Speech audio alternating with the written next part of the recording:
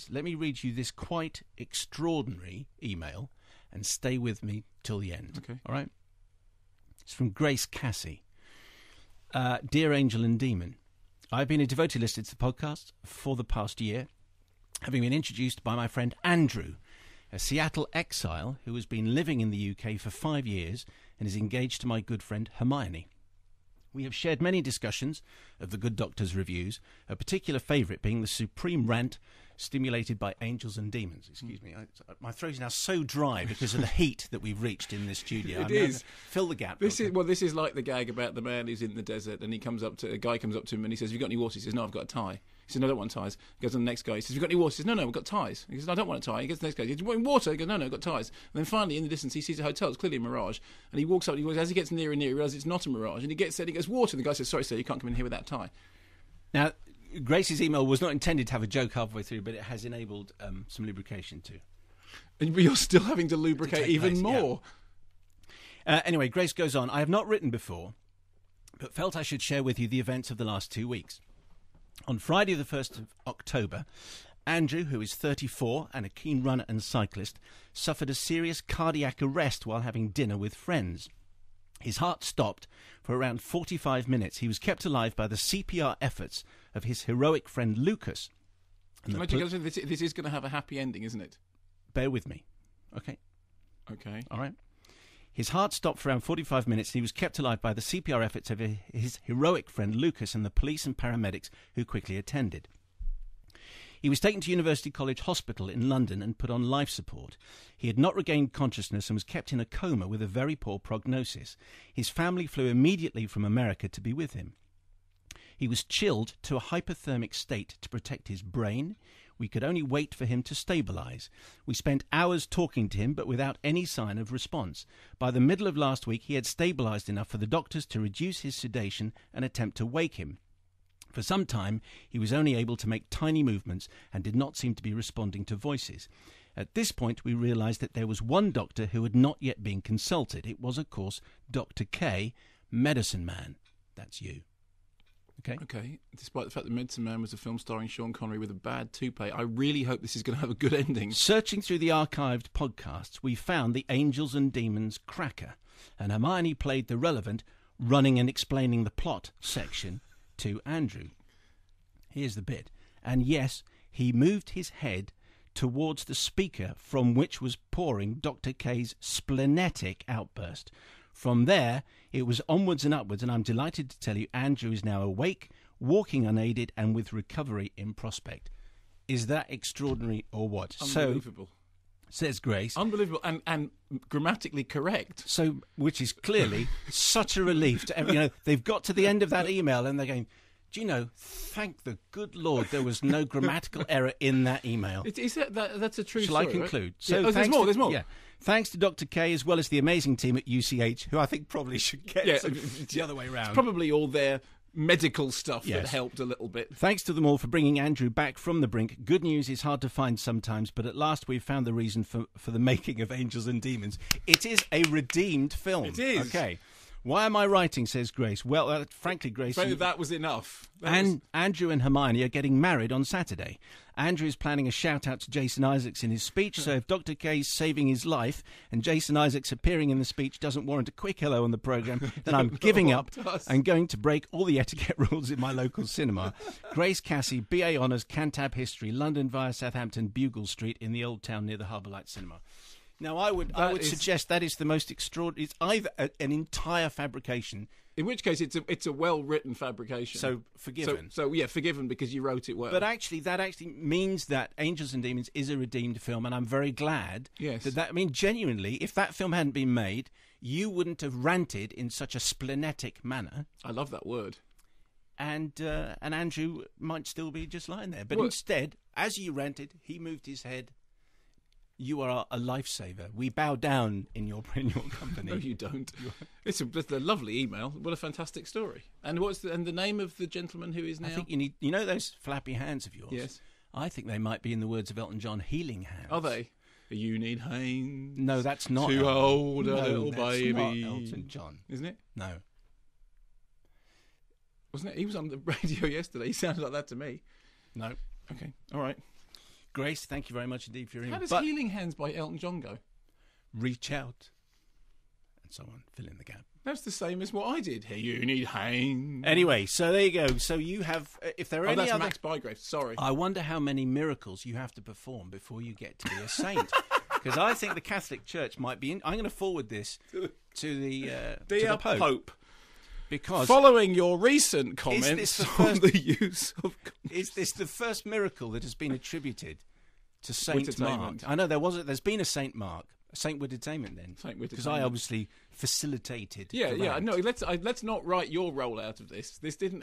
This is, I think it's more the BBC, really, isn't it, in the public service broadcasting remit? Oh, I love that. That's fantastic. And the name of the gentleman who is now getting better?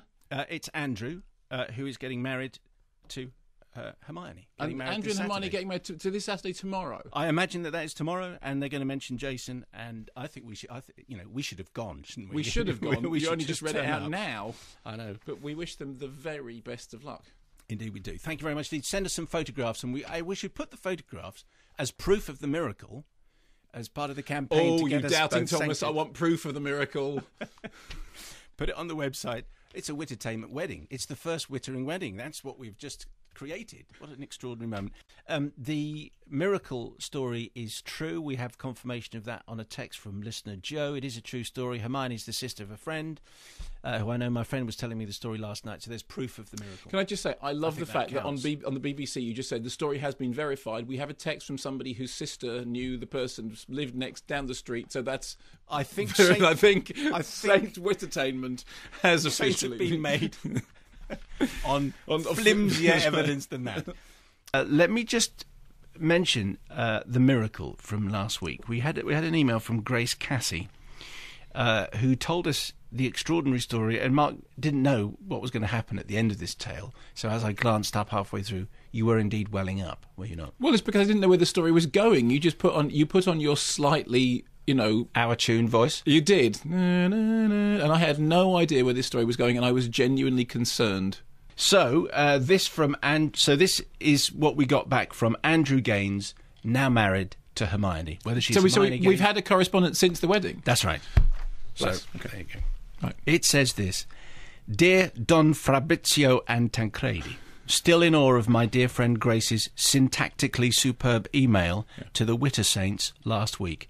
I'm hesitant to add my 2 cents worth from the land of the leopard, where my wonderful wife Hermione and I, very fortunately, find ourselves on honeymoon this week. Rest assured that Jason Isaacs was duly greeted in an embarrassingly emotional groom's speech, while the ordeals recounting on last week's show was milked in the speech of my best man David, a Yellowknife Canada native, who, not incidentally, introduced me to Wittetainment a few years back. Since the good doctor's part in The Awakening has already... This is a movie. This is, definitely. Yes. Has already been underlined. I want to extend my thanks to the world-class physicians and nurses at UCH and the Heart Hospital, whose care made my recovery and last week's nuptials possible. And, of course, the remarkable support of friends and family. I can tell you that my friend returned stateside duly impressed with the NHS, though there's certainly some scope for Jamie Oliver to try and improve the appalling food served to already sick people, says Andrew. Or perhaps I've misunderstood the medicinal effects of overcooked fish and chips and shepherd's pie. I would make one final plea, says Andrew, to all fellow listeners, as unbecomingly earnest as this part may be, refresh your CPR skills. You never know whose life you'll save at a dinner party. Andrew Gaines, collection of American and French diplomas. Very good. How about that? Very good. So congratulations to Andrew Gaines and Hermione. We will put their wedding photo up on our website. Are we allowed to do that? I don't know whether we have their permission. Going to do it anyway. Well, they tweeted it to us. Yes, so I reckon... So it's right. And then we retweeted it. Yes, so exactly. As it's in the Twitter It's a bit late to start worrying about that now, kids. But we might just go through the motions of saying that we've checked it with them. Yeah. Anyway. Okay. Have they agreed? I think they have, I have agreed. Yes, that's great. Is that all right, Andrew and Hermione? That's right. Put it this way, if you're listening on the podcast and it's not all right, it's too late to say no. Yeah, absolutely. And I think what we should try and do at some stage what we need to do is get some Angels and Demons rant available, so that if you're feeling a little bit poorly today, then maybe, because we just need to know whether it was a one-off miracle or whether there's genuine powers there, and we'll play some. But that's like having, when people have certain conditions, they run around with a thing, in the case of something happening, administer this medicine. That's like running around with a little cassette. Well, not cassette. What do you have nowadays? People have iPods. They probably do. Just do some. So this is the Angels and Demons rant, which when played to Andrew, brought him out of his coma. Was the beginning of his process. Then all the other doctors got in on the act. We started it. So the other doctors. So if you're just feeling a little bit under the weather and you feel as though you need the big hands, the big healing hands to stretch out of the radio and just touch you somewhere, maybe you'll stop that. Let's just move forward and play a bit of this. Angels and Demons, Miraculous Time. The first hour is as boring as ever, even though they're doing the running and explaining with the less bad haircut. The little bit after that, snore-inducingly bad. But the last 40 minutes are laugh-out-loud funny, and I guarantee if Jerry Anderson had come up with that plot for Thunderbirds or something, he would have torn the place up. The skydiving implications of it are so staggering. I mean, I don't want to give away. In a way, I want to tell you what happens in the end because the end is so funny. No, well, you can't. I can't. No. But the end is so funny. Also, only Ron Howard could have directed the following two sequences as action sequences. Firstly, a trip to the Vatican Library, which turns into a nail-biting action sequence, only without the nail-biting. And secondly, the announcement of a new pope. You know how they announce a new pope? Smoke up the chimney? Yes, white Ron smoke. does the smoke going up the chimney as an action sequence. It's Mission Impossible goes to the Vatican with some Star Trek and Thunderbirds thrown in for good measure. It is stupid in ways that you could not possibly imagine. One Catholic paper took against it without having seen it and wrote a review saying it's evil and terrible, to which somebody wrote a counter-review which said, "You are a man of great faith. You believe, though you have not seen." And that is a funnier joke than anything that's in the film. I'm feeling better. I wasn't even. I was just feeling a little tired at the beginning of that, but now I just feel rejuvenated. Can I, because it's now been and gone, can I actually say what happens in the end of Angels and Demons? Because it's so long. I mean, nobody cares anymore, right? Riz, did you see Angels? I haven't, so I You really want to know. I don't want to spoil it for you. No, you need to see it. No, seriously, please. He's got the antimatter, right?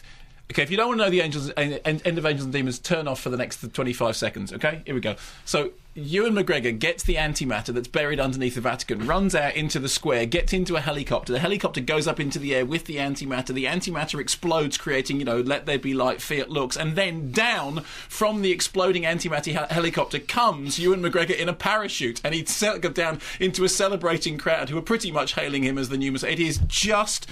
Team America had nothing on it. And just retweeted, by the way, this is the photograph. Let me show it to Riz. This is the happy couple, and Andrew is holding up a sign.